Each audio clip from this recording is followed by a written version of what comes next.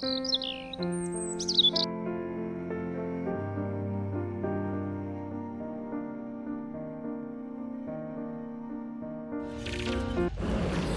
noite a todos. Boa noite. Hoje é exatamente 6 de junho de 2023. Estamos nós reunidos para estudarmos a obra Missionários da Luz. Nós temos aqui a nossa continuista, nossa querida Cecília, e o nosso querido Augusto, que está emprestando a sua voz para o senhor Alexandre. Nós estamos numa palestra. Nós vamos dar continuidade ao capítulo 9, intitulado Mediunidade e Fenômeno. Vamos iniciar fazendo a nossa prece? Vamos solicitar para o nosso irmão Augusto orar para a gente. E assim, amado Mestre Jesus, te rogamos que tu possa intuir a todos nós aqui presentes, para que possamos, Mestre, amigo Jesus, internalizar esses ensinamentos que Alexandre nos dá e, acima de tudo, Mestre, amigo Jesus, possamos nós continuar com essa vontade firme de nos reunirmos em Teu nome, buscando, Mestre, amigo Jesus, a reforma necessária que nós necessitamos para que possamos, Mestre, amigo Jesus, cada vez mais estarmos próximos de Ti. Abençoa a todos nós aqui presentes dos dois planos, que a paz, que a harmonia nos envolva e que Tu nos permita dar início a esse novo estudo e que Tu fique conosco hoje sempre, que assim seja. Vamos agora com a nossa continuista, a nossa querida Cecília. Após a pausa que foi dada pelo instrutor Alexandre, justamente para favorecer uma meditação, ele prosseguiu, lembrando que todos que estavam ali estavam interessados em desenvolver a sua percepção mediúnica. Aí ele perguntou: vocês têm entendimento de que os irmãos espirituais não estão à disposição de qualquer trabalho, de qualquer chamamento, de qualquer tipo de trabalho, quando justamente não existe um preparo, não existe uma disciplina e muito menos conhecimento. Ele lembra também que todos ali estão com interesse assim no intercâmbio, de fazer um intercâmbio com a espiritualidade maior. Entretanto, ele nota que a pretensão é chegar até a clarividência e a clareaudiência, né? Que todos tinham assim uma pretensão muito alta. E ele então pergunta: como vocês querem ter esse conhecimento, ter essa experiência? Já aprenderam a ver? Já aprenderam a ouvir? Já aprenderam a servir em qualquer campo de trabalho? Já aprenderam principalmente em conter seus impulsos inferiores? Depois dessas perguntas, ele faz uma comparação interessante. Ele diz que fazer a mediunidade, ensinar a prática da mediunidade sem um preparo, seria como dar a uma criança de 5 anos os direitos de uma pessoa adulta. Então ele diz: urge fugir das obsessões, dos encantamentos, urge fugir de uma propriedade indébita de trabalho. E aí ele prossegue a sua explanação. Finalizamos o comentário a semana passada, até onde o nosso querido Augusto fez a leitura, e vamos retomar a leitura. Coletivamente, não somos duas raças antagônicas ou dois grandes exércitos, rigorosamente separados através das linhas da vida e da morte, e sim a grande e infinita comunidade dos vivos, tão somente diferenciados uns dos outros pelos impositivos da vibração, mas quase sempre unidos para a mesma tarefa de redenção final. Não julgueis que a morte da forma santifique o ser que a habitou. Se o raio de sol não se contamina ao contato do pântano, também o doente rebelde é o mesmo enfermo se apenas troca de residência. O corpo físico representa apenas o vaso em uso durante algum tempo, e o vaso quebrado não significa redenção ou elevação do seu temporário possuidor. Recorremos a semelhante imagem para dizer-vos que o habitante da esfera, atualmente invisível aos vossos olhos, é um irmão nem sempre superior a vós outros, nos círculos evolutivos. Desencarnação não expressa santificação. Os companheiros que vos antecedem no plano espiritual não permanecem reunidos em aprendizagem muito diferente. Os elétrons e fótons que vos constituem a vestimenta física integram igualmente os nossos veículos de manifestação em outras características vibratórias. É necessário, portanto, atentardes para as vossas possibilidades interiores, para as maravilhas de vossa divindade potencial.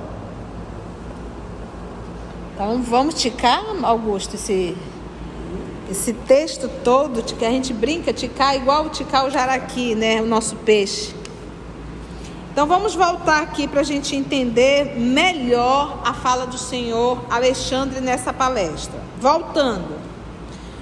Coletivamente, ou seja, encarnados e desencarnados, não somos duas raças antagônicas. Antagônicas é o quê? Iguais, parecidas? Diferentes. Não somos diferentes. Não somos antagônicos. Coletivamente, não somos duas raças antagônicas ou dois grandes exércitos, rigorosamente separados através das linhas da vida e da morte. Porque quando a gente fala em mundo espiritual, a gente diz mundo espiritual, um exército. Mundo físico, outro exército. Ele não é assim. E sim, a grande e infinita comunidade dos vivos, tão somente diferenciados uns dos outros pelos impositivos da vibração. Porque quando eu estou encarnado, eu vibro a matéria, o corpo, a minha condição. E quando eu estou desencarnado, eu continuo vivo, atuando, trabalhando, só que em um outro nível de vibração. Por isso é que eu não enxergo. Porque o desencarnado, ele está composto de um perispírito. E esse perispírito também é matéria, só que vibra em outro nível. Eu estou encarnada, eu estou com um corpo físico, que também é matéria, mais grosseira, que vibra em um outro nível. Então, o que me difere de quem está desencarnado é essa vibração. Mas ambos têm matéria, uns mais densos e outros menos densos. Olha, e sim a grande e infinita comunidade dos vivos, tão somente diferenciados uns dos outros pelos impositivos da vibração, mas quase sempre unidos para a mesma tarefa de redenção final? Qual é a nossa redenção? Para onde nós estamos caminhando, se não para a relativa perfeição, para o aprimoramento moral, né, Edileuza? Estamos todos caminhando para isso. A gente não vê aqui, isso aqui não é um livro psicografado? A gente não está vendo aqui o trabalho do Senhor Francisco Cândido Xavier, junto com André Luiz e junto com todos esses espíritos para nos ajudar na nossa redenção?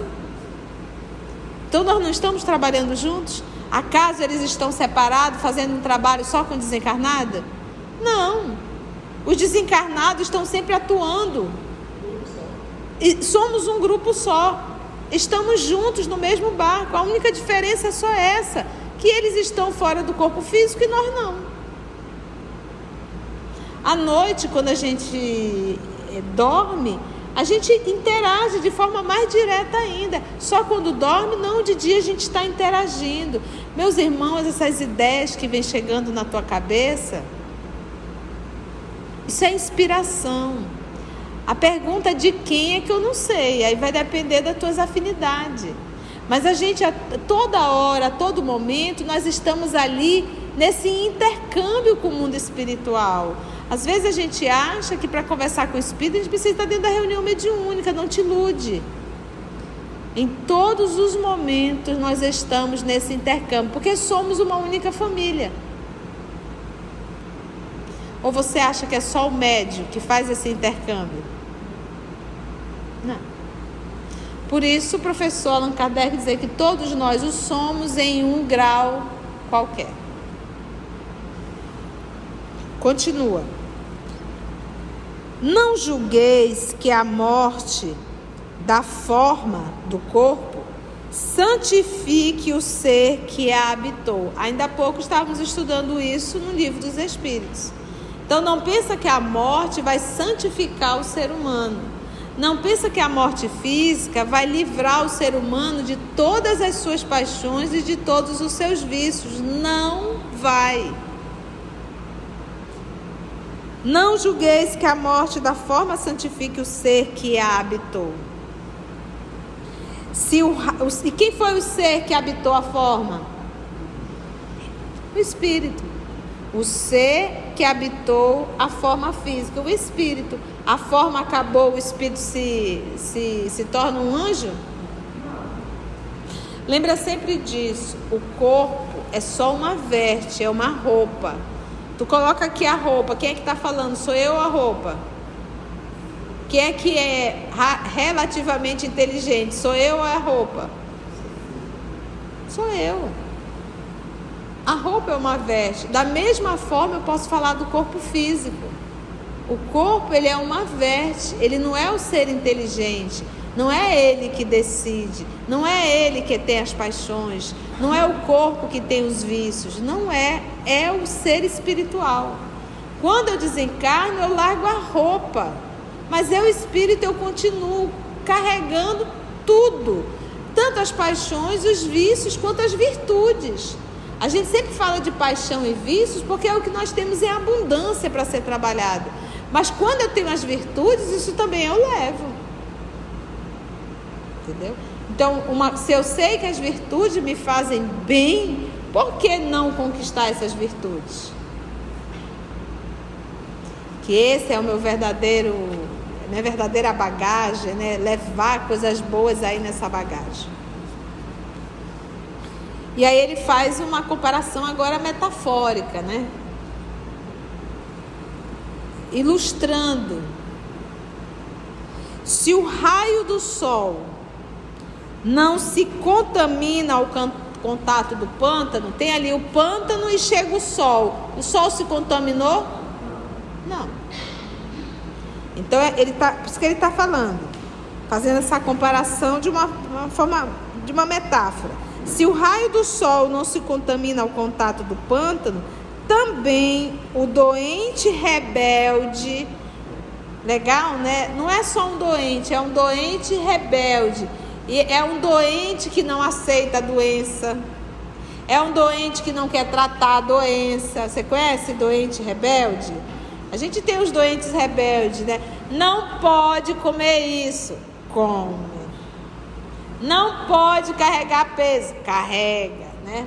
Esse é o doente rebelde. Então, esse doente rebelde no mundo espiritual, olha, o doente rebelde é o mesmo enfermo se apenas troca de residência. Então, não mudou. Você pegou um enfermo, é um enfermo rebelde, você muda ele de uma casa para outra. O fato dele entrar numa nova casa vai deixar de ser doente, deixar de ser rebelde? Mudou a morada. Então, saiu do mundo físico, entrou no mundo espiritual e continua o mesmo rebelde. Do mesmo jeitinho, gente. Então, se a gente quiser chegar bem do outro lado, né, já com um comportamento mais adequado, essa mudança tem que ser feita aqui é o lugar, né? Então pensa assim, se você é uma pessoa que fala muita besteira, exercita para não falar mais tanta besteira, né? Se é uma pessoa espalhafatosa, né? Diminui esse jeito espalhafatoso de ser, né? Se é uma pessoa que come muito, dá uma diminuída, né? Então, todo esse processo de autoevangelização tem que ser feito aqui. Hábitos saudáveis. Hábitos saudáveis.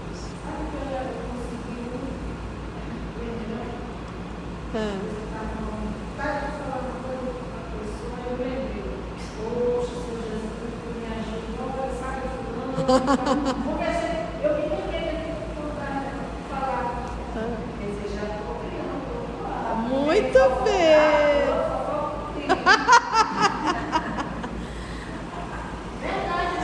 Não, mas é isso mesmo. É isso mesmo, é isso mesmo.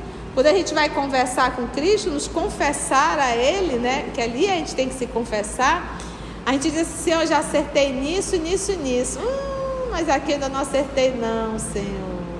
Me dê força, me dê coragem para que eu possa superar essa área. Às vezes a gente consegue se relacionar super bem com os nossos pais, ser um filho maravilhoso, nos sacrificar, mas quando fala em irmão, a gente diz, ô Senhor, eu ainda não consegui não, mas me ajuda, que agora o foco será esse. E aí a gente vai nesse processo de burilamento, não é verdade?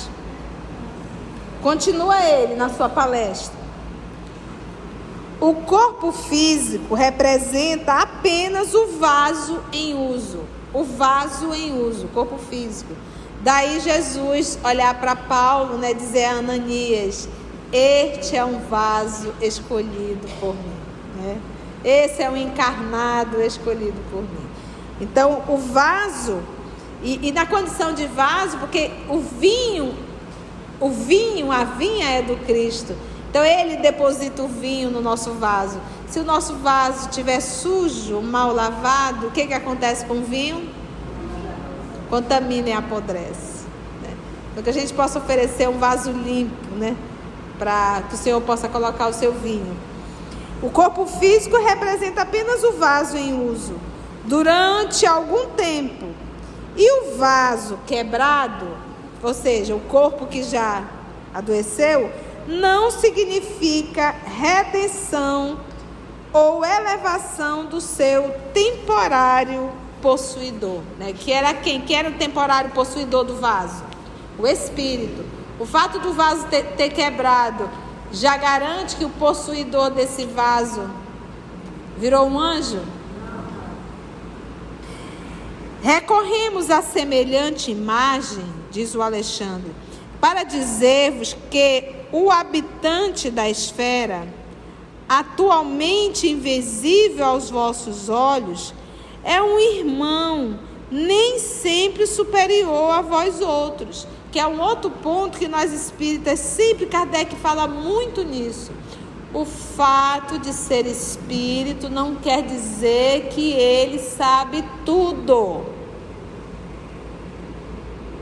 Essas informações aqui é para a gente entender que são pessoas que estão só sem um corpo. E o fato dela ter saído do corpo, isso dá a ela todo o conhecimento da verdade?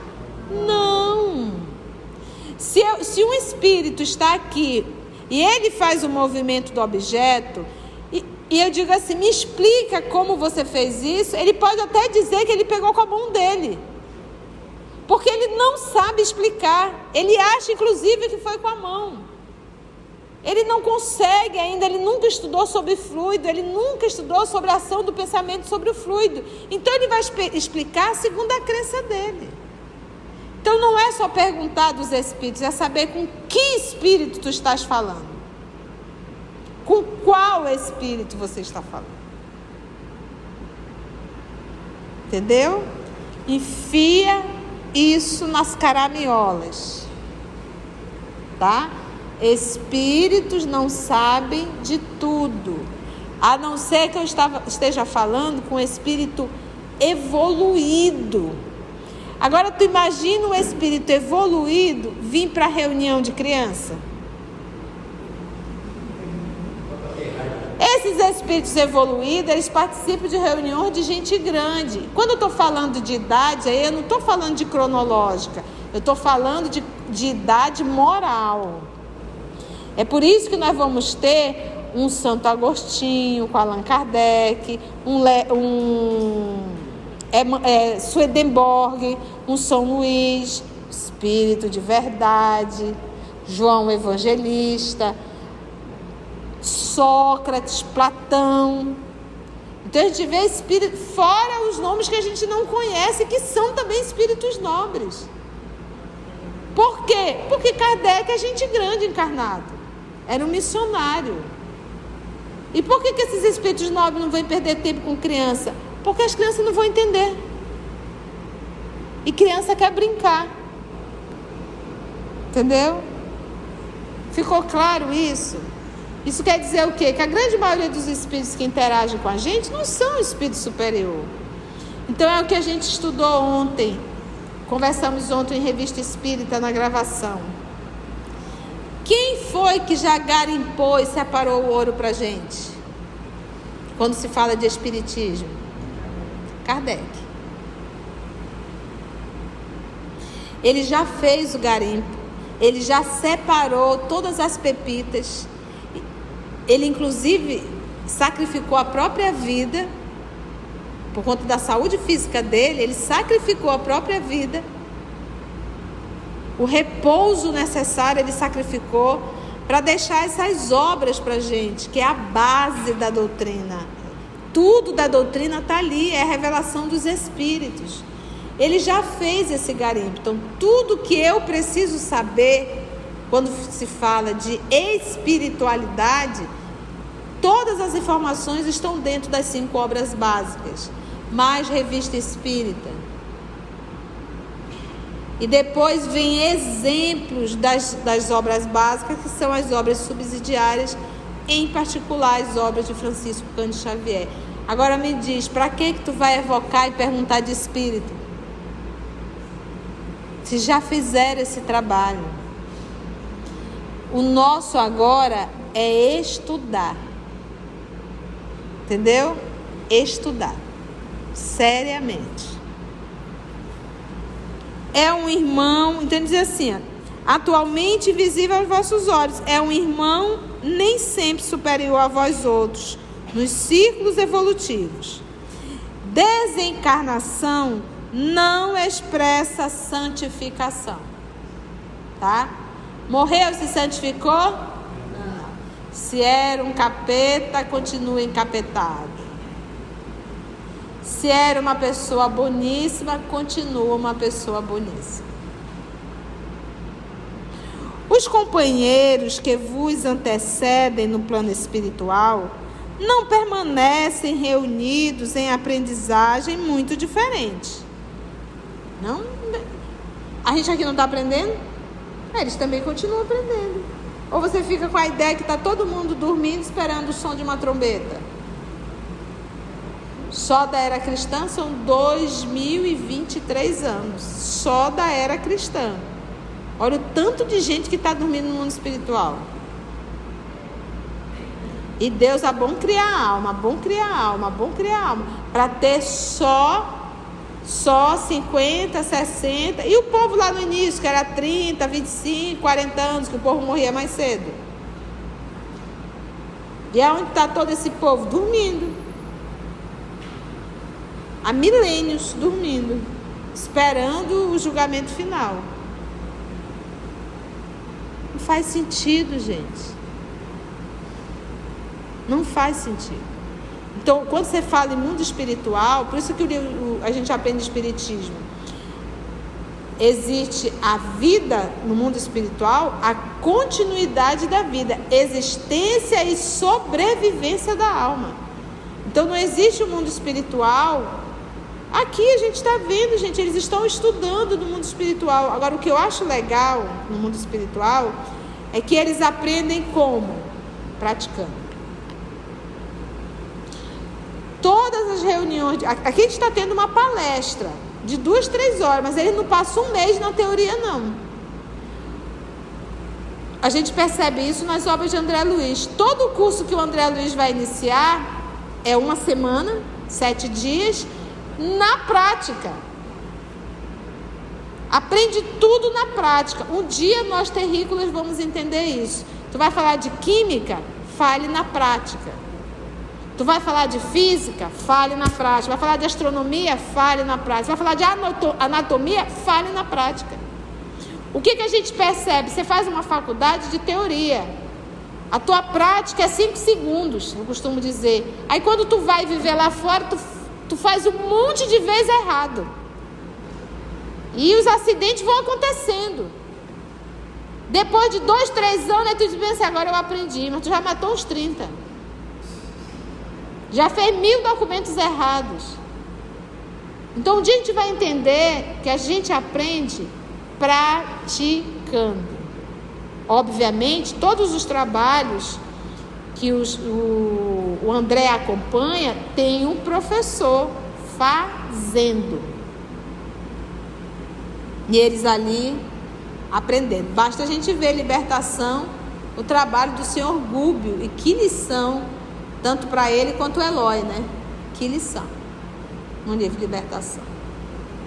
Então a melhor forma de ensinar é praticando. Já fica uma dica para os teus filhos. Quer ensinar? Ensina praticando.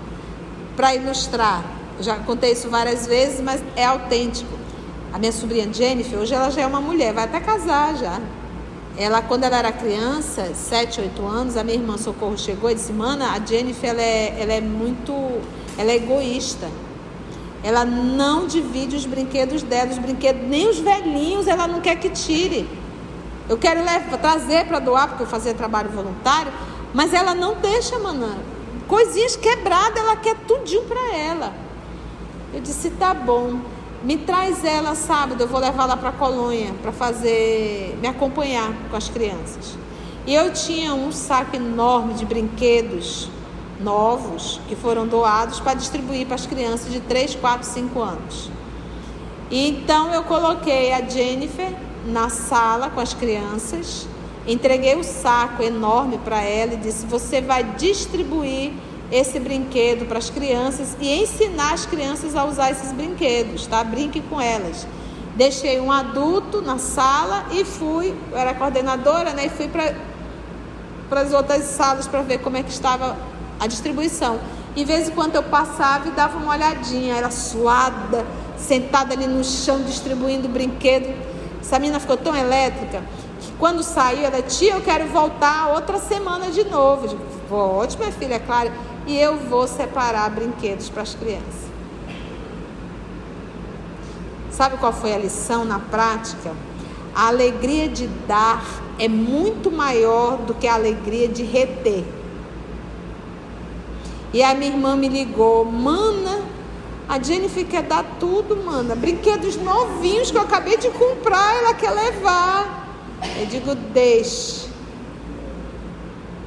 E recentemente nós sentamos à mesa, ela olhou para mim, a Jennifer disse, tia, a senhora lembra naquele dia que a senhora me levou para dar, olha, né? Não esqueceu. Então a prática, ela ensina muito mais do que a teoria. o dia a dia, a vivência, não é verdade?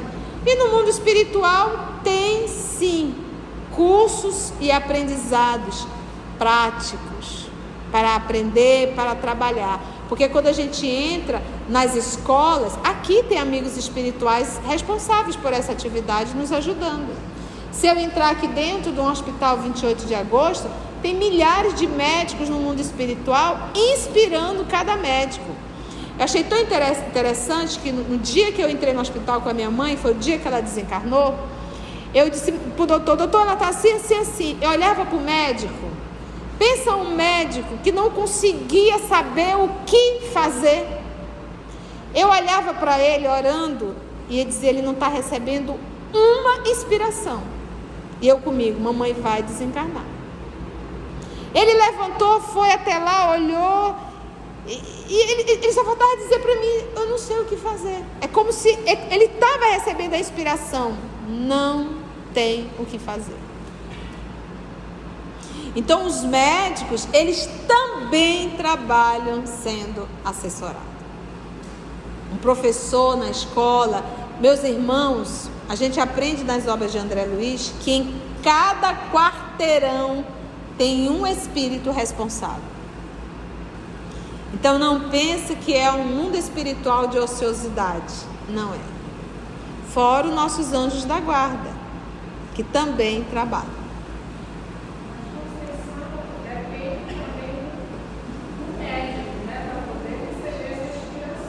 Sim, sim. Depende do médico e do paciente. Porque sabe aquilo quando os espíritos querem trazer uma mensagem e não tem um médium decente, mas ele acaba usando aquele médium, o médico é do mesmo jeito.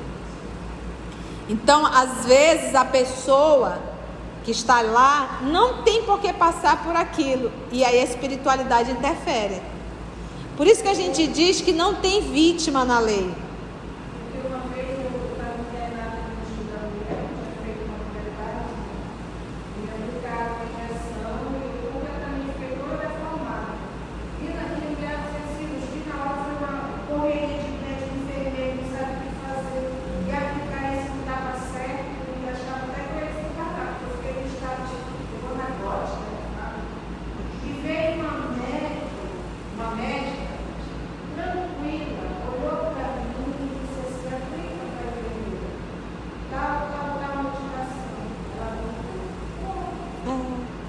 Experiência.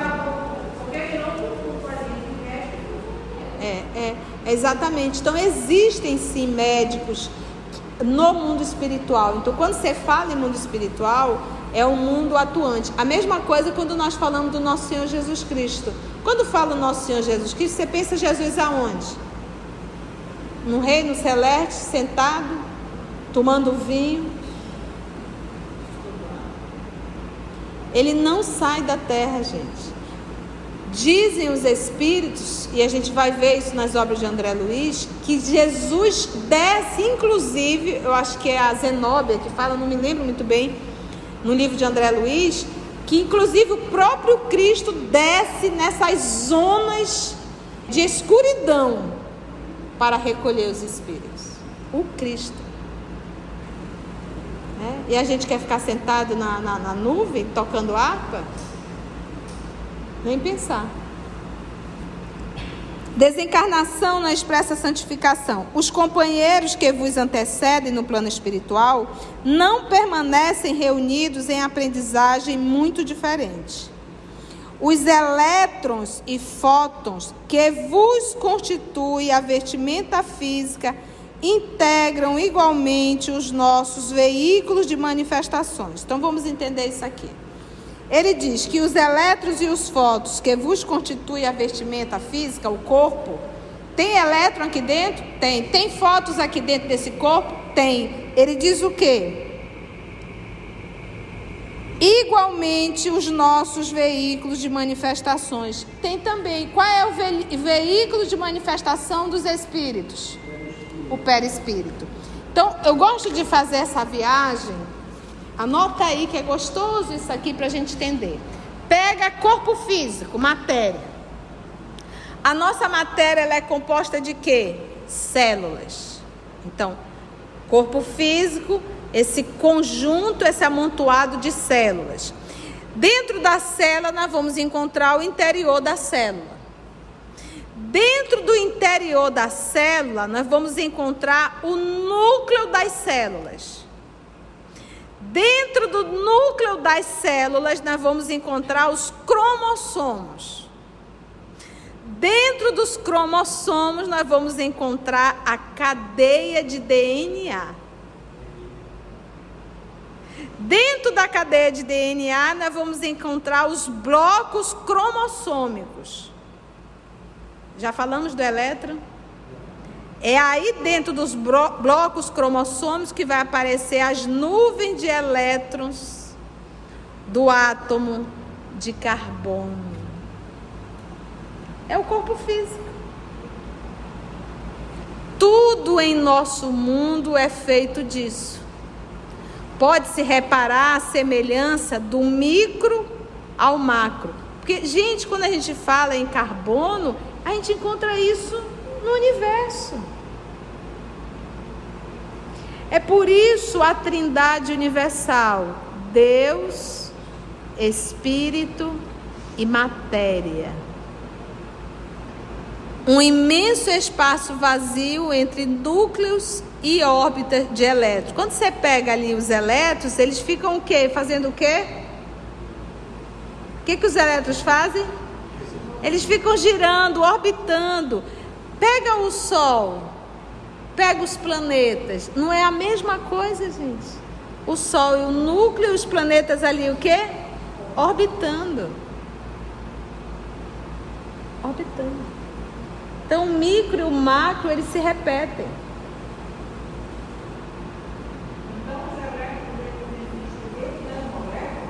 Não, está falando das células. Das células. Átomo, dentro dos átomos. Muito legal isso, olha, eu adoro. Os elétrons e fótons que vos constituem a vestimenta física, o corpo físico, integram igualmente os nossos veículos de manifestação em outras características, o que? Vibratórias, que é o perispírito. Tá difícil, gente? Ele está dizendo, olha, gente, é a mesma coisa, só que outra vibração. Do jeito que tem elétrons no corpo físico, no perispiritual também tem. Porque ele também é feito do fluido universal, gente. Só que em outra vibração. Aí o que a gente aprende? Como eu, espírito, atuo no fluido, e esse corpo físico, a minha mente atua no corpo material? Atua, gente. Quando eu estou nutrindo o ódio, a raiva, a inveja, nesse momento, o meu pensamento está atuando sobre o meu corpo físico, deteriorando. Esses focos que fala aí, justamente a emissão da luz. Emissão da luz. Fazer brilhar a vossa luz, né? Os fótons. Exatamente. Os fótons, hoje sabemos que a luz é constituída por minúsculas partículas elementares, e essas partículas foram denominadas de fótons. Em outras características vibratórias, é necessário, portanto, atentardes para as vossas possibilidades interiores, para as maravilhas de vossa divindade potencial. É necessário, portanto, ficares atento para as vossas possibilidades interiores, para as maravilhas de vossa divindade em potencial. Eu não sou filha de Deus? Eu tenho DNA divino? Eu sou herdeira de Deus. Herdeiro de Deus não é que Deus fez a terra e eu vou herdar a terra. Não, porque a terra um dia ela vai deixar de existir. O que eu estou herdando de Deus? Quando você fala assim, qual o maior patrimônio que um pai pode dar a um filho?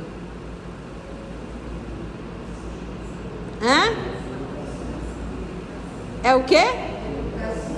Aí a gente não diz isso. O maior patrimônio que eu posso lhe dar, meu filho, é a educação, é a moral, né? Assim. Agora para pensar qual o maior patrimônio que Deus pode nos dar.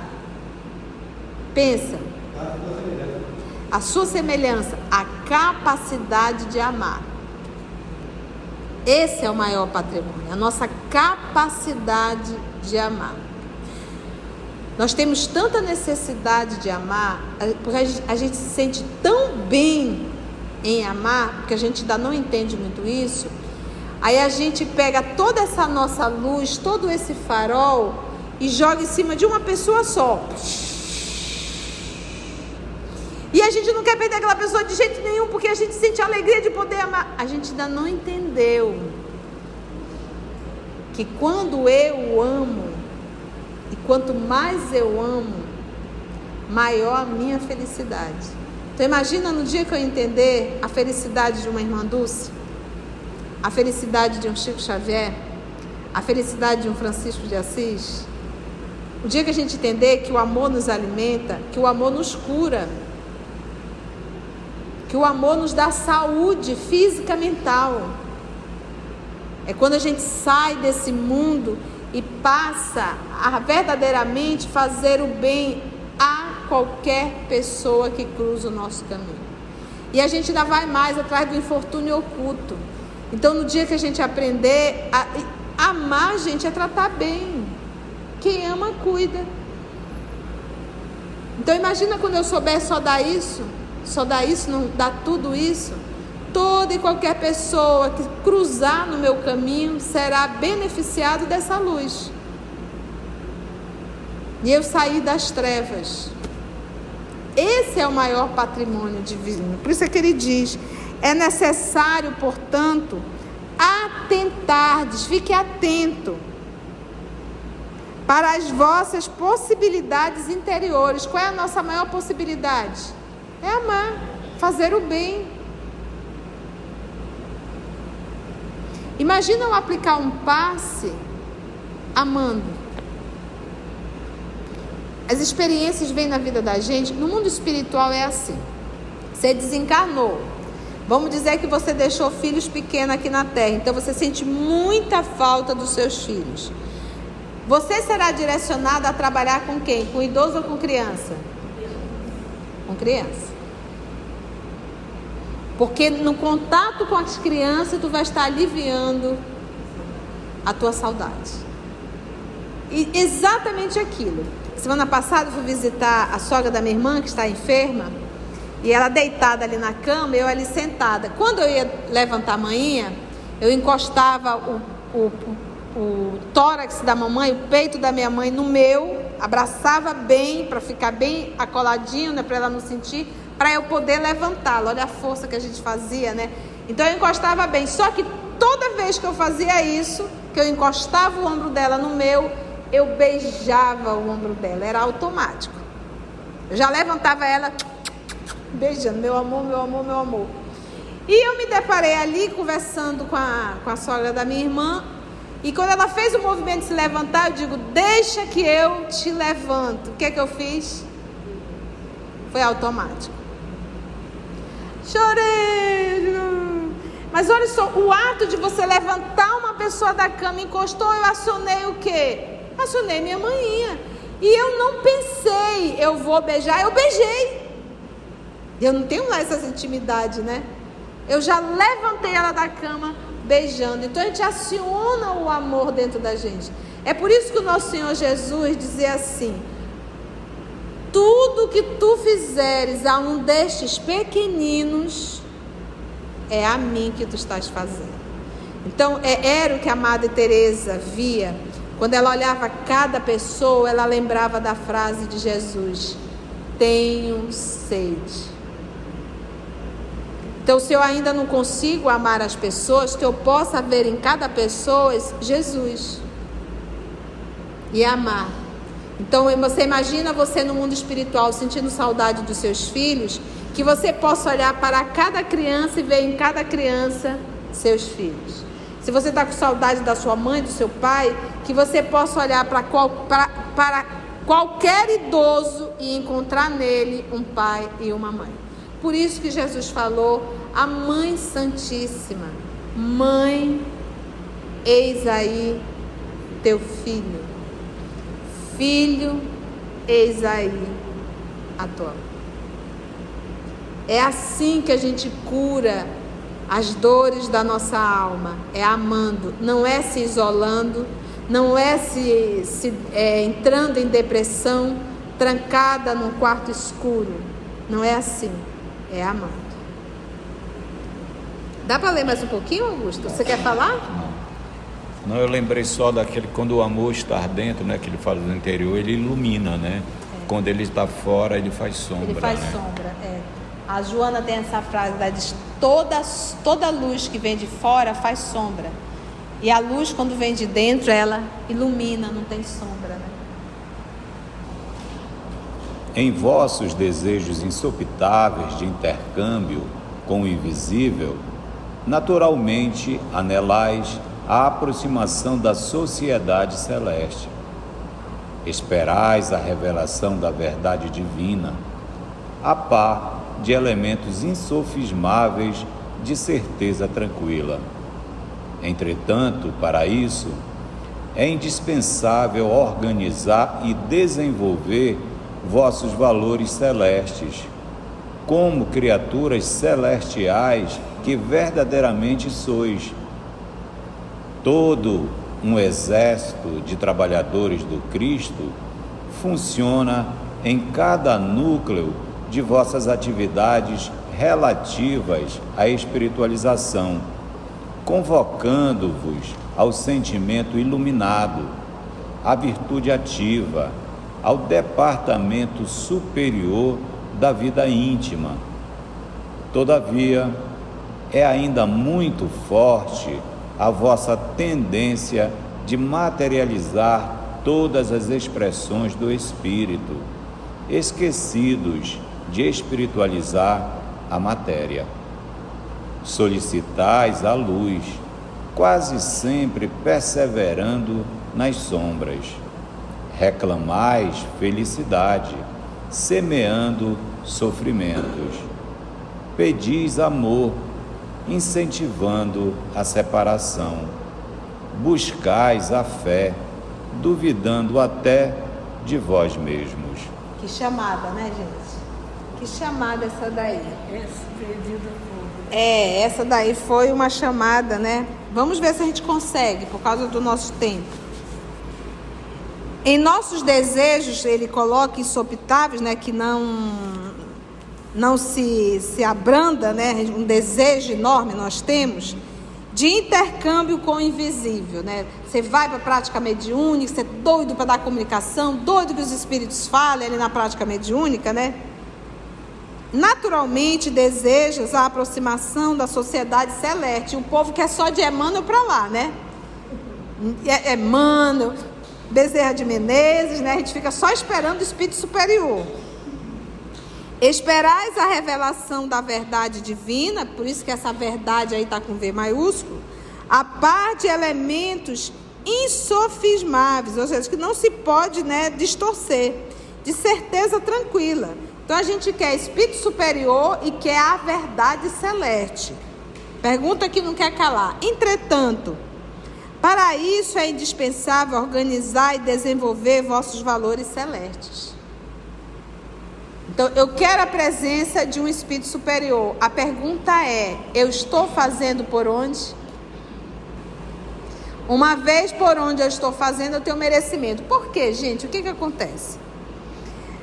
Se eu sou um ser humano imoral e que não faço nenhum esforço para me melhorar, que sou inclusive hipócrita, de que me vale a presença de espírito nobre? Não adianta, gente. Não é uma questão dele dizer, eu não vou ficar lá da Conceição, que a Conceição não faz esforço. Não é.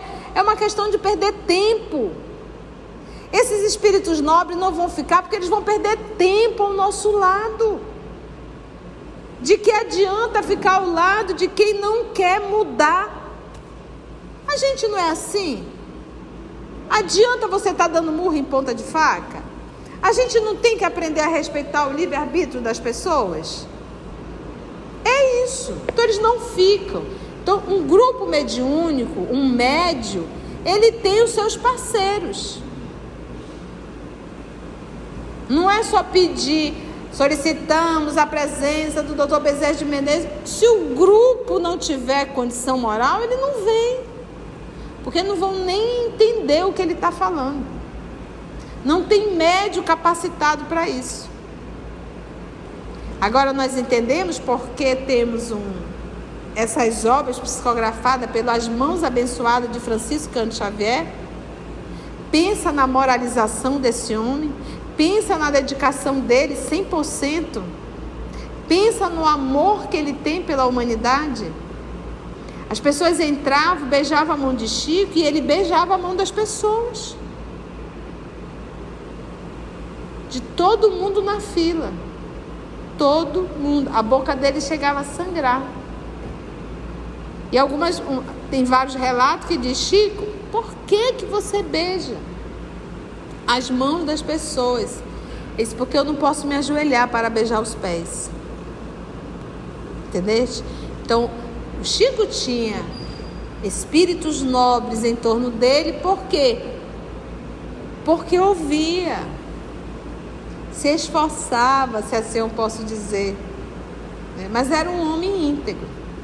Então é por isso que nós não temos espíritos superiores ao nosso lado, por conta da nossa conduta moral. E como ele diz, a gente aqui está pedindo mediunidade, faculdade, a presença de espírito nobre, mas a pergunta é: está fazendo por onde? Indispensável desenvolver vossos valores. Indispensável, não tem como.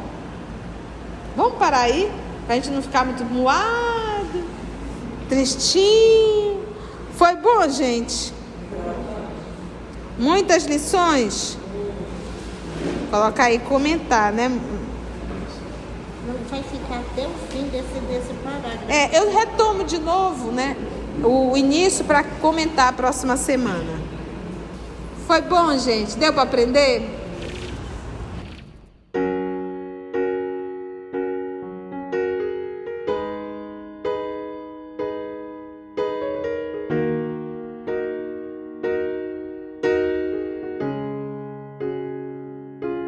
Antes de orarmos em agradecimento, vamos ouvir algumas considerações da tia que destacamos neste estudo para a reflexão dos ensinamentos. Vamos aos destaques da tia?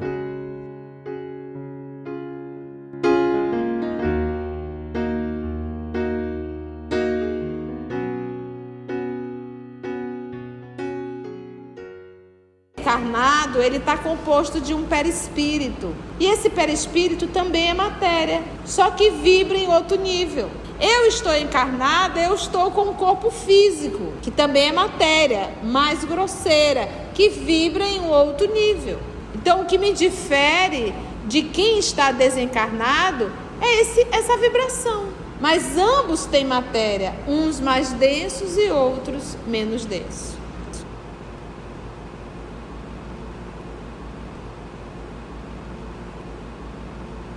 Então não pensa que a morte vai santificar o ser humano. Não pensa que a morte física vai livrar o ser humano de todas as suas paixões e de todos os seus vícios. Não vai.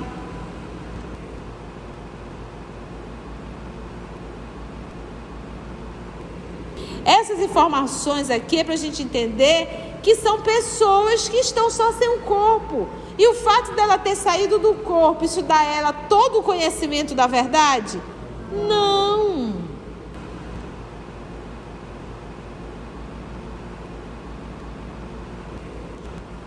Pode-se reparar a semelhança do micro ao macro. Porque, gente, quando a gente fala em carbono, a gente encontra isso no universo.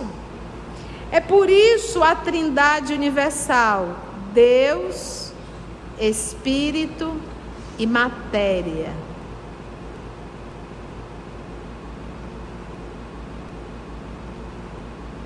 O maior patrimônio que eu posso lhe dar, meu filho, é a educação, é a moral, né? Assim. Agora para pensar qual o maior patrimônio que Deus pode nos dar. Pensa. A sua semelhança, a capacidade de amar.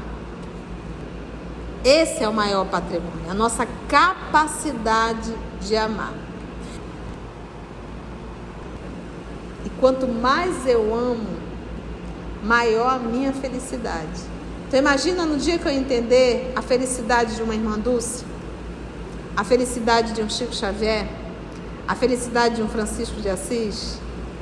O dia que a gente entender que o amor nos alimenta, que o amor nos cura, que o amor nos dá saúde física e mental. É quando a gente sai desse mundo e passa a verdadeiramente fazer o bem a qualquer pessoa que cruza o nosso caminho. E a gente ainda vai mais atrás do infortúnio oculto. Então, no dia que a gente aprender a amar, gente, é tratar bem. Quem ama, cuida.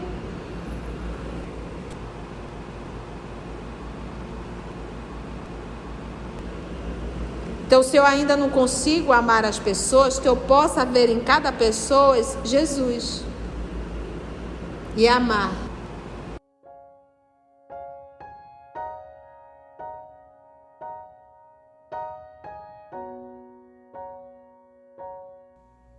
Assim, concluindo o nosso estudo de hoje e agradecendo o nosso Mestre Jesus por mais este momento de aprendizado, vamos orar?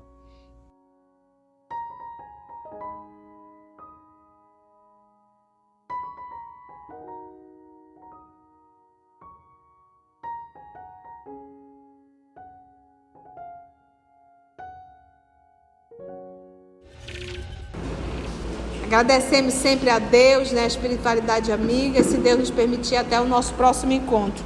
Vamos envolver o nosso amigo Paulo para fazer a nossa prece de gratidão.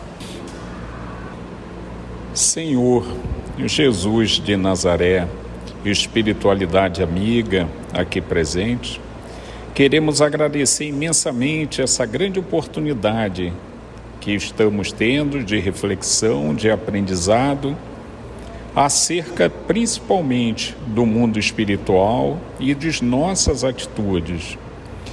Jesus de Nazaré, te pedimos humildemente o privilégio de continuarmos nessa empreitada, como trabalhadores em aprendizado na vossa seara.